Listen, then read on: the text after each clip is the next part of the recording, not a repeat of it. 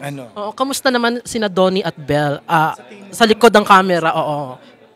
Kasi kanina nakita ko nag-holdingan sila sa palikod. Hindi nila alam na sa likod ako. O habang nakatayo kayo bago pumasok sa press con. Hindi ko alam yan.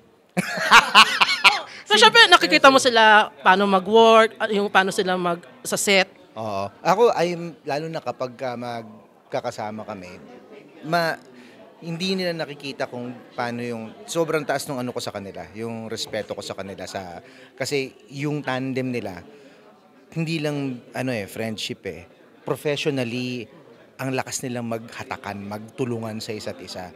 So, hindi naman siguro kung mga babae magkakausap patungkol sa ganun, boys, hindi nyo naman kung ano sabihin, o di okay. Pero ako nakikita ko sa kanila, beyond dun sa mga camera tsaka sa mga ng mga tao, na super talaga, sweet din talaga sila sa isa't isa, sobra. At sila minsan kapag maraming grupo, makikita mo sila, may sarili din silang maliliit na moment sila. So, nakakahawa din yun Kapati kami, kantsawan din pag sa loob. Pag kinakantsawan nyo sila, anong reaction ng dalawa? Wala. Dead ma. Yung parang nahihiyang sumagot, nahihiyang umano. Kapag uy, may ganon. Meron na bang nag-dare sa inyo na diretsang tinanong si Donnie o si Belle? Ako.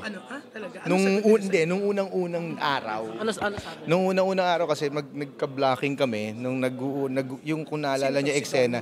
Oo, yung una nung nagising si Belle dun sa bahay namin.